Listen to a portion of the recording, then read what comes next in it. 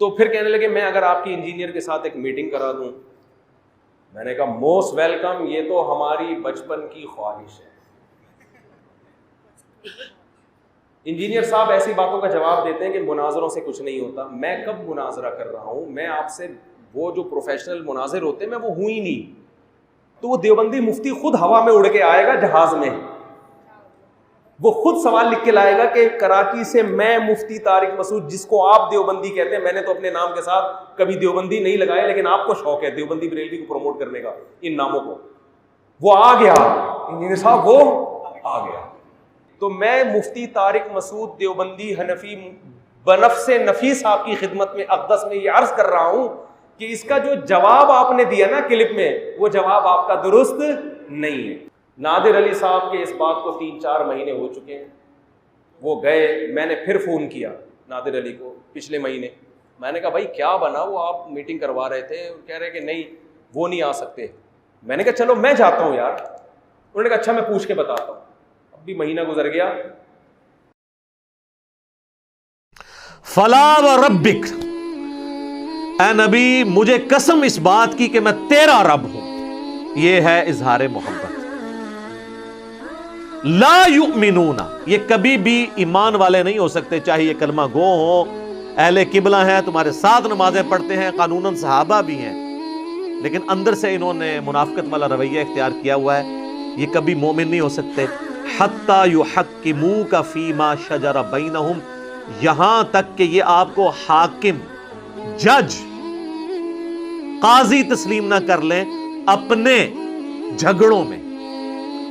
اور صرف قاضی تسلیم نہیں کرنا, ثم لا یجدوا فی انفسہم حرجا, اس کے بعد اگر آپ کوئی فیصلہ کر لیں, کوئی فیصلہ فرما دیں, تو یہ اپنے دل میں بھی اس کے خلاف کوئی تنگی نہ پائیں کہ جی چلو اب پیغمبر ہیں ہم بات مان لیتے ہیں, لیکن دل مطمئن نہیں ہے, ہمارے ساتھ زیادتی ہو گئی ہے, نعوذ باللہ. نہیں, مومن نہیں ہوں گے.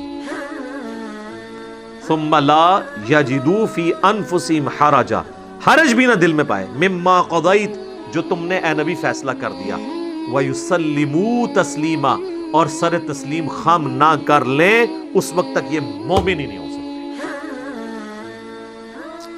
کیا اظہار محبت ہے اور کیا قیامت مضمر ہے اس کے اندر. اس کانٹیکسٹ میں صحیح بخاری اور مسلم دونوں میں حدیث ہے کہ حضرت زبیر رضی اللہ تعالیٰ عنہ اور ایک انصاری صحابی کا جھگڑا ہو گیا پانی کھیتوں کو لگانے کے معاملے میں. نبی علیہ السلام نے وہ جھگڑا جب سنا تو حضرت زبیر کے حق میں فیصلہ کیا. اب وہ ہے صحابی تھا اور منافق بھی نہیں تھا, انصاری تھا, مومن تھا, لیکن اس کے زبان سے یہ الفاظ نکلے کہ نبی علیہ السلام نے اس لیے حضرت زبیر کے حق میں فیصلہ کیا کہ یہ ان کے پھوپھی کا لڑکا ہے, نعوذ باللہ. اب تو یہ سیدھی سیدھی منافقانہ اپروچ تھی. اس کانٹیکسٹ میں پھر اللہ تعالیٰ نے کہا کہ اگر کسی کے دماغ میں کوئی کیڑا ہے نا کہ وہ اس قسم کی حرکتیں کر کے بھی رسول اللہ کے فیصلے پر اعتراض کرنے کے باوجود مومن رہ سکتا ہے, وہ مومن کوئی نہیں ہے جب تک دل سے تسلیم کر کے سر تسلیم خم نہ کر دے. اگر دل میں بھی تنگی آئی, ایمان فارغ. اچھا, اس کانٹیکسٹ میں ایک جعلی واقعہ ہے جو تفسیر ابن کثیر سے لوگ کوٹ کرتے ہیں, لیکن حافظ ابن کثیر نے ساتھ لکھا ہوا ہے کہ جعلی ہے واقعہ, کہ جی ایک مومن تھا, اوپر سے اندر سے منافق تھا, اس نے نبی علیہ السلام سے فیصلہ کروایا تو حضور نے یہودی کے حق میں فیصلہ کر دیا اور مسلمان کے حق میں نہیں کیا. وہ حضرت ابو بکر کے پاس آیا, انہوں نے بھی کہا کہ رسول اللہ نے جب فیصلہ کیا تو میں کون ہوتا ہوں. پھر وہ حضرت عمر کے پاس گیا تو حضرت عمر نے کہا کہ اچھا تھوڑی دیر ٹھہر. اندر گئے, تلوار لے کے اس کا گردن کاٹ دی, اور اس کی بنیاد کے اوپر یہ پورا جو ملک کے اندر ہنگامہ کھڑا کرتے ہیں نا کہ آپ قانون کو خود ہاتھ میں لیں اور جس کو آپ سمجھتے ہیں نا گستاخ رسول ہے اسے کاٹ دیں. لیکن اس میں ایک شرط ہے جو اندر چھپی ہوتی ہے کہ وہ آپ کے فرقے کا نہیں ہونا چاہیے. یعنی اشرف علی تھانوی رسول اللہ کو ماننے والے کو کاٹ دینا ہے آپ نے, چشتی رسول اللہ والے کو کہنا ہے معرفت کی بات ہے, اور چشتی رسول اللہ والی جو پارٹی کے خلاف کوئی پارٹی ہے تو وہ چشتی رسول اللہ والے کو کاٹ دے اور اشرف علی رسول اللہ کہنے والے کے بارے میں صرف نظر کرے. ساری فرقہ واریت کی جنگ ہے. اور یہ دونوں آپس میں مل کے ایک دوسرے کے ساتھ کو ایگزسٹ کریں اور غلام احمد قادیانی دجال کے ماننے والوں کو کاٹنا شروع کر دیں. دعوت کہیں بھی آپ کو نظر نہیں آئے گی. اور نام لیتے ہیں ختم نبوت کے. یہ جتنی تحریکیں ہیں یہ ختم نبوت تحریکیں نہیں ہیں. ختم نبوت تحریک وہ ہوگی جو قادیانیوں کو بھی غلط کہے گی اور چشتی رسول اللہ اور اشرف علی رسول اللہ پڑھوانے والوں اور ان کو انڈورس کرنے والوں کو بھی کٹہرے میں لا کے کھڑا کرے گی. یہ نہیں ہے کہ وہ لوگ بزرگیاں ویل کریں اور ان کو آپ جو ہے وہ کافر کافر کہہ کے تو اس بنیاد کے اوپر چندے اکٹھے کرتے ہیں.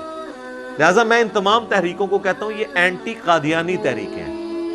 ختم نبوت تحریک صرف اس پلیٹ فارم سے اللہ کے فضل سے کہ جس نے ختم نبوت کے اوپر ڈاکہ مارا ہے معرفت کے نام کے اوپر یا کشف و الہام کے نام کے اوپر یا عقیدہ امامت کی بگڑی ہوئی شکل مانتے ہوئے یا کسی بھی اور طریقے سے یا امتی نبی والا فراڈ کرتے ہوئے سب کے سب کو ایک لاٹھی سے ہانکا جائے گا. پھر آپ لوگوں تک دین کی بات پہنچا سکتے ہیں. ادروائز تو پھر ظاہر ہے کہ ایکسیپٹنس تو نہیں ملے گی. لوگ کہیں گے جی اپنے گھر کی صفائی کرتے نہیں ہیں دوسروں کے اوپر بات کرتے ہیں. اور یہی وہ چیز ہے جو قادیانیوں کو اسلام کی طرف نہیں آنے دیتی. وہ کہتے ہیں ان کے بابوں نے بھی کام ڈالا ہوا ہے. اور میں نے آپ کو بتایا ہے کہ قادیانی جو ہے یہ صوفیوں میں سے نکلا ہوا فرقہ ہے. اور کئی بار میں نے ایک بات بتائی ہے کہ ہمارے پاس ایک بھائی آتے تھے تو وہ بخاری و مسلم میں جو نماز کا طریقہ لکھا ہوا ہے رکوع میں جاتے وقت اور اٹھتے وقت رفع الیدین کرنا انہوں نے جب شروع کیا تو ان کے بڑے بھائی تبلیغی جماعت میں اٹلی کے اندر وہ امیر تھے. ان کے گھر جماعتیں رکتی تھی. وہ چھٹیوں پہ آئے تو وہ آگے آتے ہی سیدھا ان دنوں میں اپنے گھر میں درس دیا کرتا تھا سیدھا آ کے چڑھائی کر دی جی میرے بھائی کو آپ نے قادیانیت کی طرف لگا دیا. جناب یہ ہمارا ہی حوصلہ ہے کہ ہم یہ ساری باتیں سنتے ہیں. ہم مسکراتے ہیں ہمیں پتہ ہوتا ہے کہ اب یہ قابو میں آ گیا کیونکہ ہمارے پاس تو علم کی طاقت ہے اللہ کے فضل سے جس کو نہ شکست ہو سکتی ہے جو نہ چوری ہو سکتی ہے. الحمدللہ علم وہ تلوار ہے. تو میں تسلی سے بات سنی. میں نے کہا میرے بھائی میں آپ کے ساتھ پوری ہمدردی کرتا ہوں. ہمارے گھر کے قریب یہ قادیانیوں کی عبادت گاہ ہے تو ہم سارے اٹھ کے چلتے ہیں وہاں جا کے دیکھتے ہیں. اگر قادیانی آپ کے طریقے کے مطابق نماز پڑھ رہے ہوئے یعنی حنفی طریقے پہ بغیر رفع الیدین کے تو وہ آپ میں سے نکلا ہوا فرقہ ہے. اور اگر وہ رفع الیدین کے ساتھ پڑھ رہے ہوئے تو پھر آپ ہمارے کھاتے میں اسے ڈال دیجیے گا. بس اتنی بات کرنے کی دیر تھی. کہتے ہیں نہیں کوئی ضرورت نہیں. اور بات مانی بھی کوئی نہیں کیونکہ انہیں پتا چل گیا تھا کہ یہ تو پھر ماننا پڑ جائے گا کہ تو یہ ہمارے ہی حنفی بھائی ہیں. تو قادیانی آج کی ڈیٹ میں حنفی ہیں. یہ بعض لوگ جو ان کے چند ایک مسائل پکڑتے ہیں نا جی فاتحہ خلف الامام میں ان کا یہ عقیدہ ہے یہ تفردات ہیں. اوورآل وہ حنفی ہیں. حنفیوں میں بھی تو کئی ایک شاخیں ہیں نا. بریلوی کہتے ہیں انگوٹھے چومنے والے کی شفاعت ہوگی اور وہ کہتے ہیں فقہ حنفی کی بنیادی کتاب فتاوی شامی جسے رد المختار کہتے ہیں جو در مختار پہ حاشیہ ہے اس میں لکھا ہوا ہے.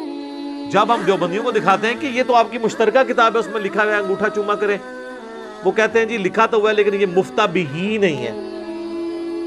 مفتہ بھی کو تو بعد میں دیکھیں گے ابن عابدین شامی کو بیتی کیوں نہیں کہتے. وہ اب اتنا بھاری ہے کہ اسے نہیں کہہ سکتے.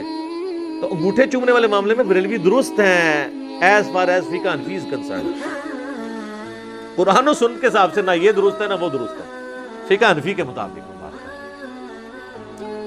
تو اس قسم کے نا لوگ پھر حربے اڈاپٹ کرتے ہیں. تو یہ تو قادیانیوں کی نماز کا طریقہ آپ دیکھ لیں یہ انہی کے طریقے کے مطابق نماز پڑھتے ہیں. تو جدھر سے نکلے ہوئے ہیں انہی کے طریقے کے مطابق عمل کریں گے نا. اور میرا خیال ہے اس کو سپورٹیو وہ حدیث بھی ہو سکتی ہے جو صحیح مسلم میں ہی ہے 394 نمبر نزول عیسیٰ والے چیپٹر میں کہ قیامت کے قریب جب عیسیٰ ابن مریم تم میں اتریں گے تو وہ راوی حدیث کہتا ہے کہ وہ تمہارے رب کی کتاب اور اس کے نبی کی سنت کے مطابق تمہیں چلائیں گے. کتاب اللہ اور سنت کا ذکر بھی مسلم شریف میں موجود ہے کہ قیامت تک حضرت عیسیٰ علیہ السلام بھی نبی ہونے کے باوجود نبوت اپنی جگہ رہے گی لیکن امتی کی حیثیت سے آئیں گے. فقہ حنفی کے مطابق عمل نہیں کروائیں گے. وہ شیخ احمد سرہندی دیکھیں جن کو بریلوی دیوبندی اہل حدیث تینوں بزرگ مانتے ہیں. انہوں نے اپنے مکتوبات میں لکھا ہے کہ ہمارے بزرگوں نے کشف کے ذریعے دیکھا ہے کہ عیسیٰ ابن مریم بھی جب دنیا میں اتریں گے تو فقہ حنفی کے مطابق عمل کریں گے. پھر ان کو حیا آئی کہ یہ تو میں بہت بڑا کلیم کر رہا ہوں. انہوں نے کہا نہیں اصل میں ہوگا یہ کہ حضرت عیسیٰ اجتہاد کریں گے اور ان کا اجتہاد بھی امام حنیفہ سے مل جائے گا. بھئی وہ راوی حدیث تو کہہ رہا ہے وہ اللہ کی کتاب اور اس کے نبی کی سنت کے مطابق عمل کریں گے. یہ بندہ 1000 سال بعد آ کے ایک نویں گل پہ چھوڑ دا ہے. کیڑا اجتہاد؟ امام حنیفہ کا اجتہاد تے اج ویلڈ نہیں رہا. ویڈیو کیمرے کا مسئلہ، کتبین پہ نماز کا مسئلہ، ریل گاڑی میں نماز کا مسئلہ، انتقال خون کا مسئلہ، پوسٹ مارٹم کا مسئلہ، اعضاء کی پیوند کاری کا مسئلہ. آج کے تو کتنے مسئلے جو ہیں رہے عقیدے تو وہ امام حنیفہ سے تو نہیں لینے، وہ تو کتاب و سنت میں پہلے ہی موجود ہے. یہ ویسے انہوں نے چلاکی کی ہے بچنے کے لیے، ادروائز یہ پوری ایک سمجھ لیں پوری سازش کی ہے انہوں نے، کیونکہ اس کے آگے الفاظ ہیں کیٹاگوریکلی. شیخ احمد سنندی اپنے اس مکتوب میں یہ بھی لکھتے ہیں کہ اگر اس امت میں کوئی پیغمبر آتا تو وہ فقہ حنفی کے مطابق عمل کرتا. یہ بھی لکھا ہوا ہے کیٹاگوریکلی کہ فقہ حنفی میں سے ہوتا وہ جو پیغمبر ہوتا. یعنی پوری کوشش کی تھی یہ ڈاکہ مارنے دی. ویسے اگر آیا نا ایک جھوٹا، وہ ہے فقہ حنفی چوں ہی آیا ہے، غلام احمد قادیانی دجال. گل ویسے ادھی ٹھیک ہی نکلی انہوں نے، وہ فقہ حنفی کے مطابق عمل کرتا تھا، حنفی تھا. غلام احمد قادیانی حنفی تھا. ابھی بھی آپ قادیانیوں کو دیکھ لیں. ہمارے پاس ایک بھائی آئے، ان کے چھوٹے بھائی جو ہیں وہ گمراہ ہو گئے انورٹڈ کاماز میں میری ویڈیوز کی وجہ سے. تو کہتے ہیں جی آپ نے میرے بھائی کو جو ہے نا قادیانیوں کے راستے پہ چلا دیا. اب میں نے اس کو بڑے مطلب آرام سے سن لیا، وہ تبلیغی جماعت سے تھے. میں نے کہا میرے بھائی کیسے؟ کہتے ہیں جی یہ تو نماز میں رفع دین کرتا ہے، رکوع میں جاتے وقت، رکوع سے اٹھتے وقت. تو میں نے کہا پھر؟ کہتا ہے یہ تو قادیانیوں کا طریقہ ہے. میں نے کہا جی قادیانیوں کی عبادت گاہ ہمارے قریب ہی، ابھی جا کے دیکھتے ہیں کہ وہ آپ کے طریقے پہ نماز پڑھ رہے ہیں یا اس طریقے پہ. اب ہونا تو چاہیے تھا جی اٹھیں. نہیں، بات مانی بھی نہیں اور پیچھے بھی ہٹ گئی. تو میرے حنفی بھائیوں، غلام احمد قادیانی دجال کے ماننے والے بالکل آپ کے طریقے پہ نماز پڑھتے ہیں، وہ اس طریقے پہ نہیں پڑھتے جو بخاری مسلم میں. لہذا جو بخاری مسلم کو پڑھ لے گا نا، اس کی صرف نماز نہیں ٹھیک ہوگی، بلکہ سب سے پہلے وہ کہے گا کہ قادیانیوں کی تو نماز ہی غلط ہے. عقیدے کو تو بعد میں دیکھیں گے، ایک موٹی سی چیز جو سامنے نظر آ رہی ہے تو ان سے بچ جائے گا. بہر حنفیوں کا خدشہ ہے کہ وہ پھنس جائیں کہ یہ بھی ہمارے جو ہے حنفی بھائی ہیں. ظاہر ہے جب آپ الزام لگائیں گے تو پھر ہم علمی بات آپ سے کریں گے. تو وہ آپ کے حنفی بھائی ہیں، وہ فقہ حنفی کے مطابق عمل کرتے ہیں. قرآن و سنت پہ نہ وہ چل رہے ہیں نہ آپ چل رہے ہیں. تو اس میں امام حنیفہ رحمہ اللہ کا کوئی قصور نہیں ہے. آج اگر عیسائی حضرت عیسیٰ علیہ السلام کے ساتھ کوئی غلط چیزیں منسوب کیے ہیں تو عیسیٰ ابن مریم تو وجیہاً فی الدنیا والآخرہ ہے، ٹھیک ہے، اس میں تو کوئی شک نہیں ہے. دنیا اور آخرت میں اللہ کے مقرب بندوں میں سے وجاہت والے